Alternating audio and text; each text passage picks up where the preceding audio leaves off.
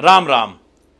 क्या आपके परिवार में आपके पारिवारिक सदस्य एक दूसरे से यानी कि रिश्तेदारी से मिलने से नफरत करते हैं, मिलना पसंद नहीं करते, उनकी कमियां निकालते हैं, उनसे परे परे होने की कोशिश करते हैं, घर में खुशी आती ही नहीं, जन्मदिन आए मनाने से गुरेज करते हैं कि रहने दो, जन्मदिन नहीं मनाना, कोई खुशी घर में मना ली जाए तो उसके बाद गम आ जाता है और खुशियां घर में आ ही नहीं रही, किसी ना किसी तरह से खुशियों पर पाबंदी या रोक लगी हुई है।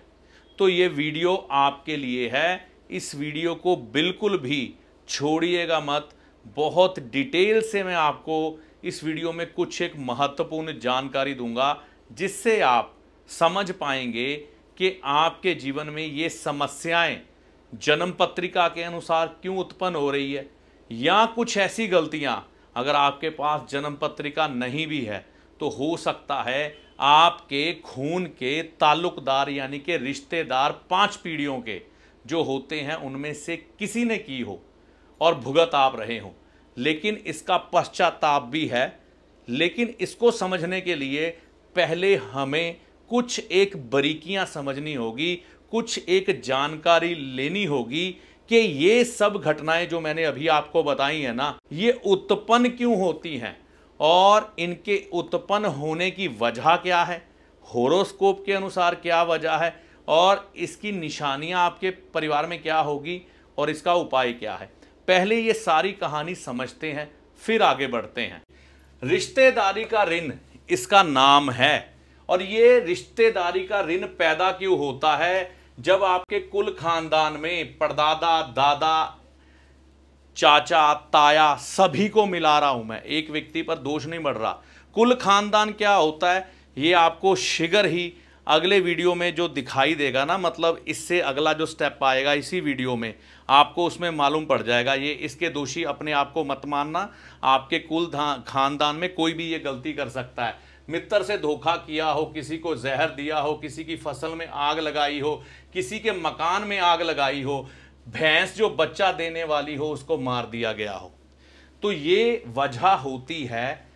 अगर आपने देखा हो आपके कुल खानदान में ऐसा किसी ने किया है तो इस वजह से ये रिश्तेदारी का ऋण पैदा हो जाता है। ठीक है, अगर ऐसा नहीं नजर आ रहा, हो सकता है आपके रिश्तेदारी की सारी नॉलेज आपको ना हो, तो आप अपनी जन्म पत्रिका निकालिएगा। बुध लगन भाव में हो या फिर बुध ना हो तो अकेला केतु हो, और बुध अष्टम भाव में हो। बुध अगर अकेला अष्टम में ना हो तो केतु अकेला अष्टम में हो, यानी कि इन दोनों में से कोई भी एक लगन भाव में हो, बुध या केतु में से कोई भी एक अष्टम भाव में हो, तो ज्योतिषीय दृष्टिकोण से ये ऋण रिश्तेदारी का पैदा हो जाता है व्यक्ति की जन्म पत्रिका में। अब इसके लक्षण क्या दिखाई देंगे जब ये ऋण पैदा हो गया, आपके परिवार में क्या हालात दिखाई देंगे। आपके पारिवारिक लोग रिश्तेदारों से मिलना पसंद नहीं करेंगे, रिश्तेदारों से नफरत करेंगे, उनसे दूर हो जाएंगे। खुशी मनाने से परहेज करेंगे। खुशी ना मनाना इसकी एक वजह होगी कि हम खुशियां नहीं मनाएंगे, या जन्मदिन मनाने से परहेज करेंगे। परिवार के लोग जन्मदिन मनाना ही पसंद नहीं करेंगे, ठीक है ना। खुशी के बाद गम आएगा, या खुशी परिवार में आएगी ही नहीं किसी तरह की भी। तो ये सब चीजें, मतलब ये है वजह पैदा होने की। अगर आपको मालूम दिखाई दे रिश्तेदारों ने ये गलती की है तो स्पष्ट है।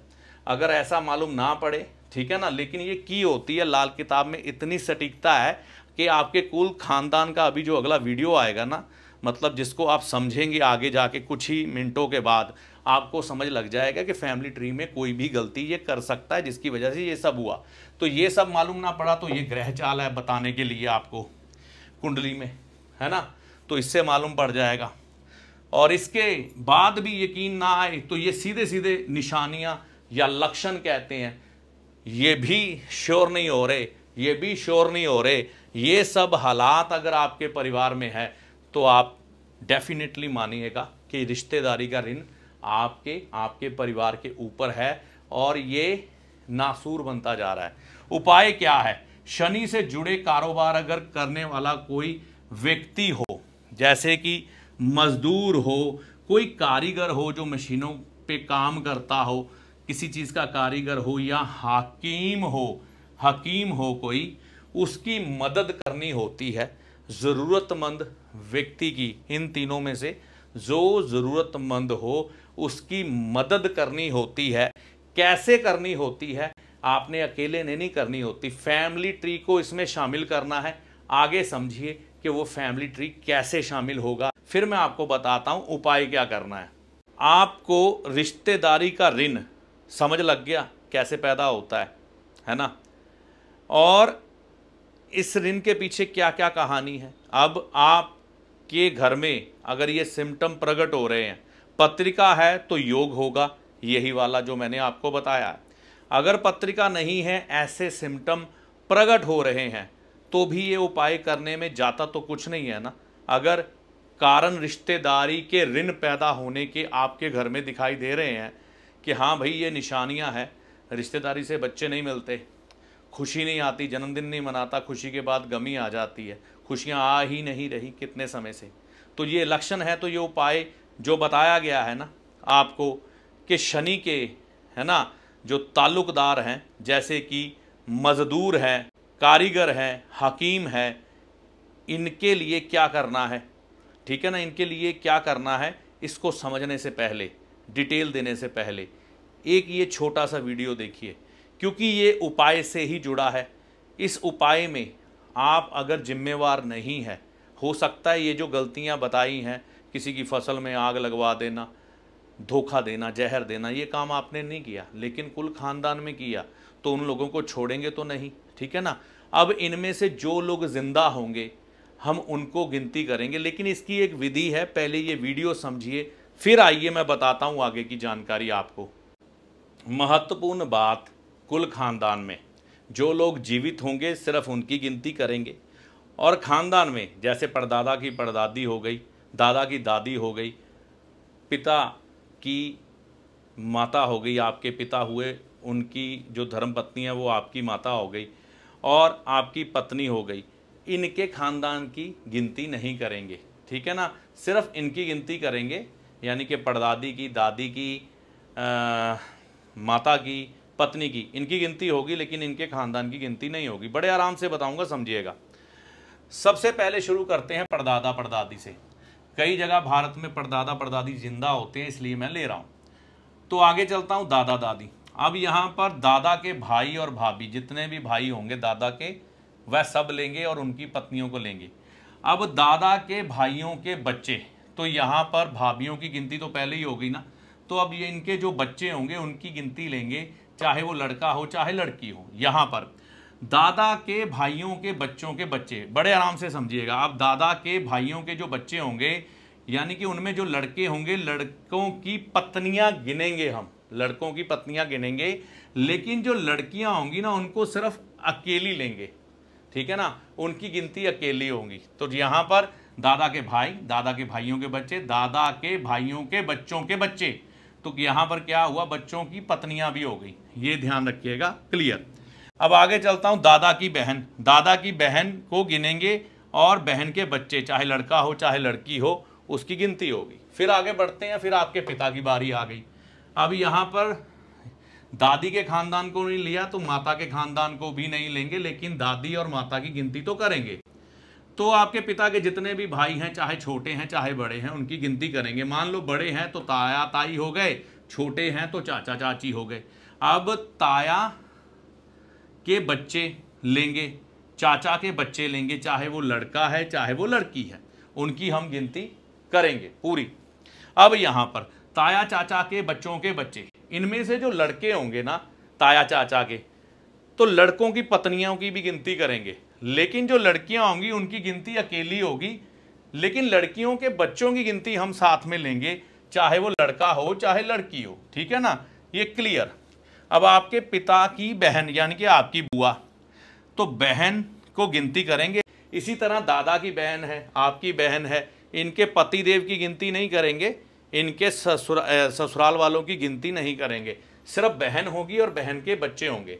आगे मान लो आप पर खुद पर ऋण पितर है, तो आपकी गिनती होगी, आपकी पत्नी की गिनती होगी, लेकिन पत्नी के खानदान की गिनती नहीं होगी। अब आपके जितने भी भाई होंगे, चाहे बड़े भाई हो चाहे छोटे भाई हो, उनकी गिनती होगी और उनकी पत्नियों की गिनती होगी, ठीक है ना। अब आपके भाई भाभी के जितने भी बच्चे हैं उनकी गिनती होगी, वो कितने हैं। अब आपके भाई भाभी के बच्चों के बच्चे, इनमें जो लड़के होंगे लड़कों की पत्नियां गिनेंगे, लेकिन जो लड़कियां होंगी उनको अकेली गिनेंगे या उनकी औलाद को गिनेंगे, बस, ठीक है। अब आपकी अपनी बहन, तो बहन के बच्चे, चाहे लड़का हो चाहे लड़की हो, उसको गिनेंगे। अब आपके खुद के अपने बच्चे, चाहे वो लड़का है चाहे लड़की है, तो लड़के की अगर पत्नी है तो उसकी गिनती करेंगे, और अगर आपके लड़के के बच्चे हैं, चाहे लड़का है चाहे लड़की है, उसकी भी गिनती करेंगे, ठीक है ना। अब जो आपकी लड़की है उसकी अगर शादी हो गई है तो उसकी गिनती करेंगे ही करेंगे लड़की की।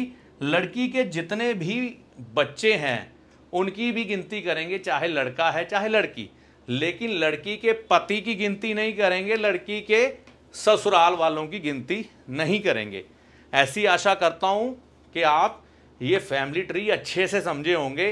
ना समझ आया, वीडियो दोबारा इसको देखना अच्छे से, स्क्रीनशॉट मार के रख लो, वीडियो रोको, वीडियो रोक के इसकी स्क्रीनशॉट मारो, इसकी पिक्चर खींचो, और आपको ऋण पित्तर का कोई भी उपाय करने के लिए सहायता रहेगी, क्योंकि थ्योरी यही रहेगी। पैसा इकट्ठा करने का जो तरीका है ना, फैमिली ट्री बनाकर यही रहेगा, ठीक है ना। तो इसको आप समझ सकते हैं, देख सकते हैं। अब देखिए, आप समझ गए कि किन लोगों को कैसे शामिल करना है, क्योंकि कुल खानदान का दोष है। आपने अकेले तो ये सब किया ही नहीं है कभी। आपको मालूम है कि मैं जब से पैदा हुआ हूँ मैंने ये सब नहीं किया, अपने बाप दादा को भी करते हुए नहीं देखा। तो चाचा ताया ये सब लोग भी हैं, इनके बच्चे भी हैं, इनके बच्चों के बच्चे भी हैं, तो इनमें से किसी ने किया होगा, तभी ये चीज़ आपके साथ घटित हो रही है ना।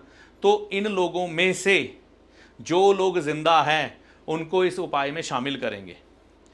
अब इनको शामिल करने के बाद एक चीज़ होती है कि कोई लोग तो आपके साथ सहर्ष शामिल हो जाएंगे कि हाँ भाई हम उपाय करेंगे, हमें कोई एतराज़ नहीं है। कुछ लोग आपके साथ शामिल नहीं होंगे, तो जो शामिल होंगे उनकी एक लिस्ट बना लें, जो लोग शामिल नहीं होंगे उनकी एक लिस्ट बना लें। कुछ लोग ऐसे होंगे शामिल तो होंगे पता नहीं कहाँ हैं, तो उनकी एक लिस्ट बना लें। आपको अंदाज़ा हो गया कि आपके इतने रिश्तेदार हैं, एक गिनती बन गई। अब जो लोग शामिल होंगे आपने एक रकम तय कर लेनी है कि मान लीजिए मैंने 10 रुपये डालने अपने उपाय में इस ऋण को उतारने के लिए, क्योंकि ये कर्जा है। तो जो लोग आपके साथ सहमत हैं वो भी 10-10 रुपये डालेंगे, वह धनराशि एक साइड रख देंगे। अब जो लोग आपको मालूम नहीं कहाँ पर हैं, जो लोग आपको मालूम है कि ये पैसे देंगे नहीं, जो लोग आपको मालूम है कि मैं इनसे पैसे नहीं मांगूंगा, और जो लोग ऐसे होंगे कि वो किसी तरह से भी आपसे सहमति नहीं भरेंगे, तो उनकी गिनती एक तरफ कर लेंगे। अब जितने भी वो लोग बचेंगे जो जिंदा होंगे, है ना, उनकी गिनती करेंगे। तो जो धनराशि आपने डाली है, मान लो आपने 10 रुपये डाले हैं, तो उनका 10 गुना हिस्सा डालेंगे। जितने भी लोग होंगे, आपने 10 रुपये डाले, एक एक व्यक्ति का 100-100 रुपया डलेगा। जितने भी व्यक्ति वो जिंदा होंगे जो आपको पैसे नहीं देंगे, या आप उनसे नहीं मांगना चाहते, या आपको मालूम नहीं वो कहाँ पर है, तो उनकी गिनती करके उन एक एक व्यक्ति का 100-100 रुपया इकट्ठा करके आप इसे आपस में जोड़ देंगे। तो कितना बन गया, ये आपकी रकम आपके सामने है। तो अब आपने उपाय क्या करना है, जो पैसा इकट्ठा हो गया ना, अब किसी मजदूर, जरूरतमंद मजदूर की, बेबस मजदूर की, हकीम मजबूर हो, जरूरतमंद हो, उसकी मदद करना। किसी कारीगर की, लोहे की मशीनें चलाने वाला कारीगर है ना, जरूरतमंद कारीगर, उसकी मदद कर देना।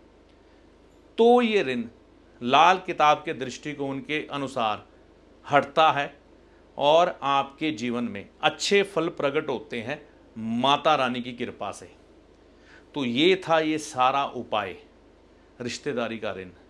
मैं तो एक बात समझा हूँ, इन ऋण की श्रृंखला को मैं 3 से 4 बार दोहरा चुका हूँ अपने चैनल पर कि भैया कर्म सोच समझ के करो। कर्म नहीं छोड़ते आपको। अब करे कोई भरे कोई, किया आप तो आपने तो है ही नहीं। तो इसीलिए साधु सन्यासी अपने परिवार को छोड़कर चले जाते थे।